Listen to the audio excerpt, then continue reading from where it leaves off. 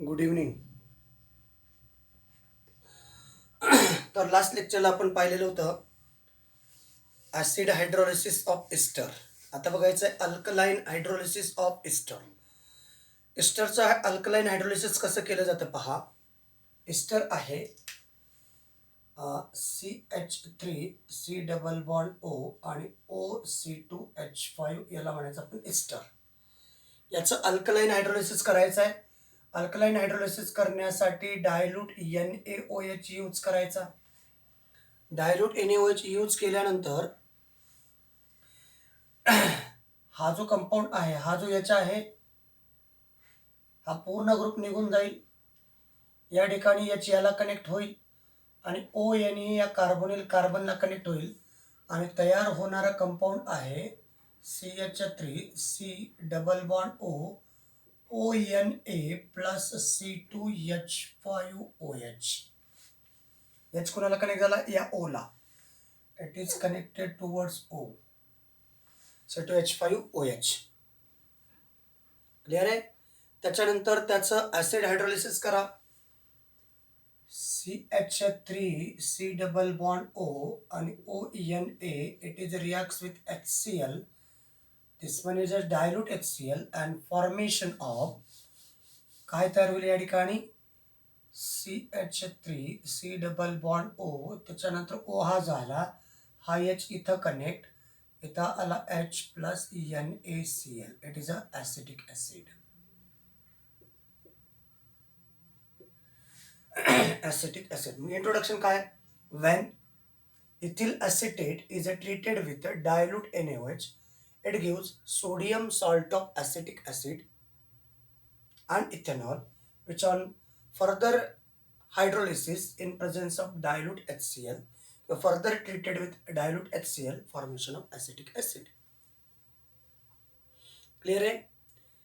जर समजा आता या ठिकाणी एक इंट्रोडक्शन, त्याचबरोबर जर इथिल बेन्झिन सोबत जर अल्कलाईन पोटॅशियम परमॅंगनेट म्हणजे अल्कलाईन आणि ॲसिडिक पोटॅशियम परमॅंगनेट अशा दोन प्रकारच्या रिॲक्शन आहेत. या दोनही प्रकारच्या रिॲक्शनमध्ये काय होतंय की जो कुठला कंपाऊंड दिलेला आहे त्या कंपाऊंडचं काय केलं जातं? ऑक्सिडेशन केलं जातं. Alkaline potassium permanganate act as a oxidizing agent which available greater amount of oxygen is utilized for the oxidation purpose. For example आहे ethyl benzene CH double bond CH2. It is ethyl benzene. ethyl benzene. Sorry, it is not ethyl benzene. It is a phenyl ethene. काय हा? phenyl ethene. This one is a phenyl ethene.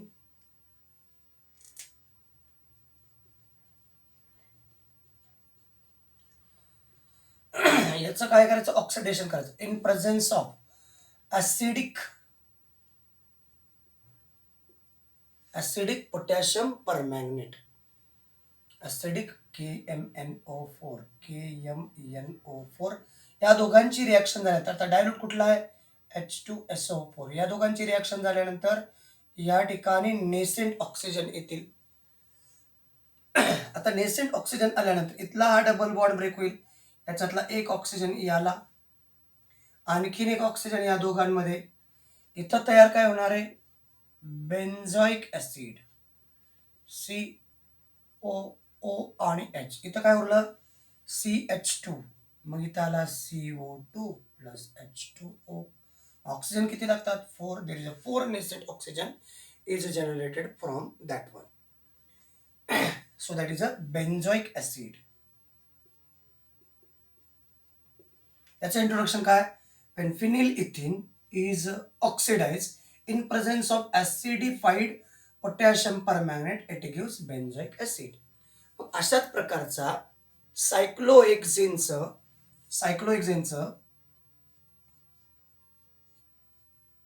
it is cyclohexene is oxidized in presence of acidified potassium permanganate. that means dilute H2SO4 and KMNO4. आता इथं काळजीपूर्वक पहा, carbon carbon मधला double bond break झाला, दिस bond is break here.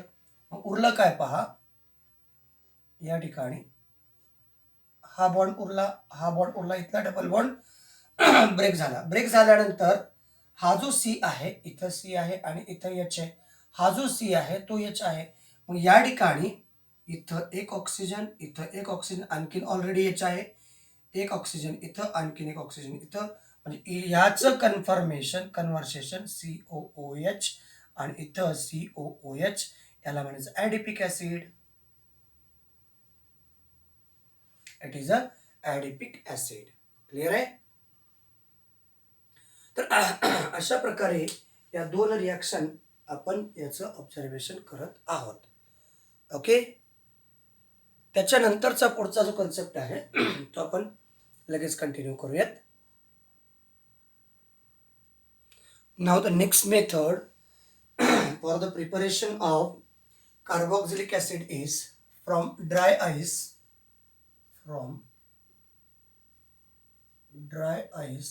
and Grignard reagent.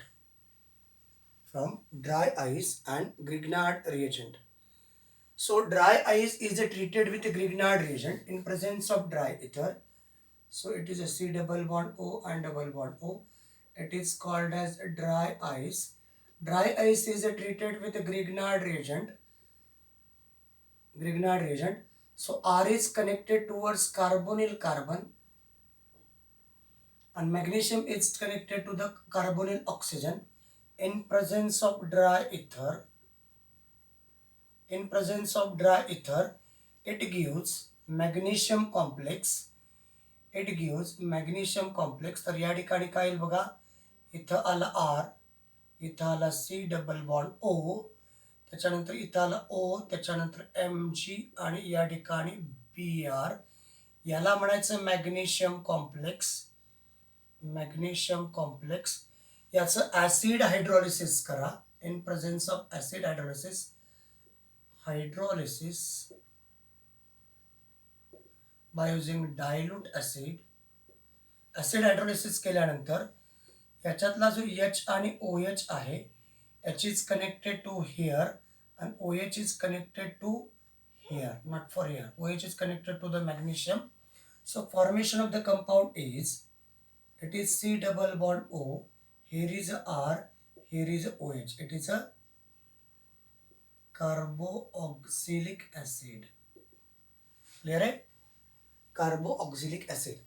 जर तुम्हाला आता कुठला कार्बोऑक्झिलिक ॲसिड तयार करायचा आहे, if R is equal to CH3 and C2H5, that time this R is a CH3, so first gives CH3COOH, so that is a acetic acid.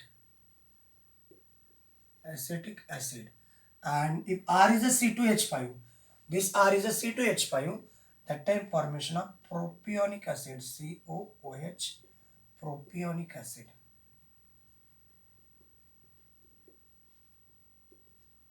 Clear? तर अशा प्रकारे हे तुम्ही आता याच्यानंतर जर समजा ग्रिग्नार्ड रिएजंट बेन्झिल मॅग्नेशियम किंवा phenyl magnesium bromide, dry ice is treated with phenyl magnesium bromide.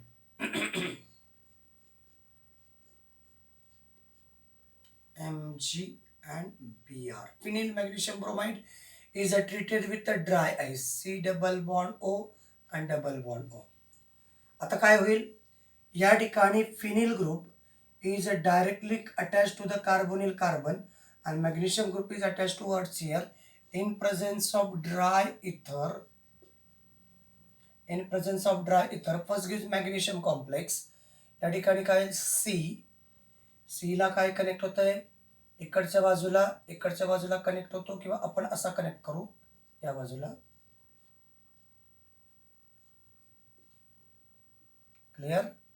C, त्याच्यानंतर इथं कनेक्ट झाला O, इथं O आहे, त्याला Mg आणि Br कनेक्ट झाला, इथं डबल बॉन्ड O आहे. याचं हायड्रोलिसिस करा, that is a magnesium complex, Mg complex. याचं हायड्रोलिसिस करा bye adding HOH. H is connected towards कुठं? H is connected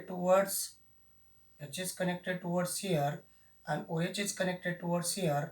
Formation of the compound is C. It is a OH. It is a double bond O. This one is a benzoic acid. Clear आहे? तर अशा प्रकारे हे preparation carboxylic acid, aldehydes आणि कीटोनचं preparation या ठिकाणी संपलेलं आहे. Clear? Clear? चलो ओके. आता थोडंसं आपण पुढे जाऊ. Now the next point is chemical properties of aldehydes and ketones. Chemical properties of aldehyde and ketones carboxylic ॲसिडच्या त्याचबरोबर बघायचे आहेत. बघा आता अल्डिहाइड कीटोन आणि याच्या केमिकल प्रॉपर्टीजमध्ये पहिला आहे सिप्स रिएजंट, त्याच्यानंतर आहे टोलन्स रिएजंट आणि त्यानंतर आहे फिलिंग सोल्युशन. मग सिप्स रिएजंटमध्ये काय होतं आहे? Schiff's reagent, Tollens reagent and Fehling solution, all these are the confirmatory test of aldehydes and ketone. This test is utilized only for confirmation of aldehyde, not for ketone. अल्डिहाइडचं confirmation करण्यासाठी या test वापरले जातात. पहिली आहे Schiff's reagent. या Schiff's रिएजंटमध्ये काय करतो आपण? पॅरा रोज ॲनिलिन हायड्रोक्लोराईड जे सोल्युशन आहे, हे सोल्युशन पिंक कलरचं आहे. त्याच्यामध्ये आपण सल्फर डायऑक्साईड गॅस पास करतो. सल्फर डायऑक्साईड गॅस पास केला की त्याचा कलर कसा होतो? By passing sulphur dioxide. Sulphur dioxide is a decoloring agent. So this solution, pink color solution, is a decolorized. That means the solution is to be colorless. आता colourless solution जेव्हा आपण aldehyde मध्ये add करतो तेव्हा त्याचा pink colour रिअपियर होतो, पुन्हा तुम्हाला पाहायला मिळतो. आणि मग आपण जर पुन्हा त्याचा कलर जर रिअपियर झाला तर that solution is to be aldehydic असं आपण म्हणतो. त्याच्यानंतर दुसरा आहे Tollens reagent. In the Tollens reagent, this tolerance reagent is act as an oxidizing agent. It oxidizes aldehyde. It's converted into carboxylic acid. मग कसं तयार झाला Tollens reagent? Tollens reagent is made up of ammoniacal, that means silver nitrate treated with ammonium hydroxide. That means ammonical silver nitrate solution is added with or is reacts with the aldehyde, and that time conversion of carboxylic acid. So reaction is to be that one. CH3, C double bond O and H. Aldehyde is reacts with the Tollens reagent. So Tollens reagent is to be twice Ag in bracket NH3 taken twice and twice of OH minus. तर या ठिकाणी that is a Tollens reagent.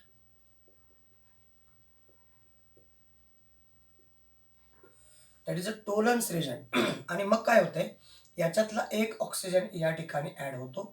तयार होणारा compound CH3, इथं आला CH3, C double bond O आणि OH plus, इथं आला NH3. It is a gaseous state plus Ag, that is a solid state, and water molecule is liberated from that process.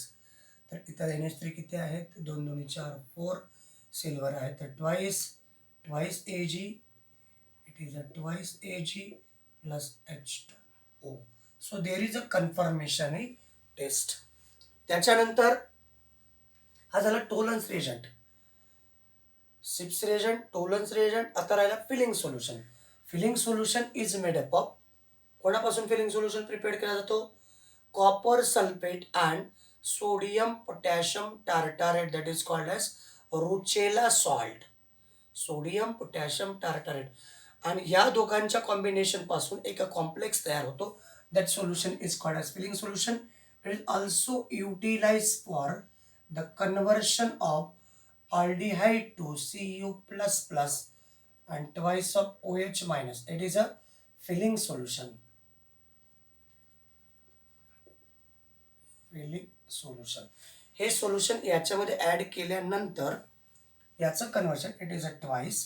So there is a conversion of CH3 C double bond O आणि OH plus Cu2O. हा copper oxide downward फॉर्ममध्ये याच्यातला एक oxygen या बाजूला आला आणि इकडं आला twice of H2O. It is a twice of Cu2, twice of H2O. तर अशा प्रकारचं फॉर्मेशन या ठिकाणी पाहायला मिळतं. These three are the confirmatory test of carboxylic acid and ketone. These are specially for carboxylic acid. Clear आहे? चलो ठीक आहे. आजच्या लेक्चरला आपण इथे थांबूयात. उद्या पाहू chemical properties of aldehyde ketone and carboxylic acid. आजच्या लेक्चरला तुर्तास आपण इथेच थांबूयात. थँक्यू. Thanks a lot.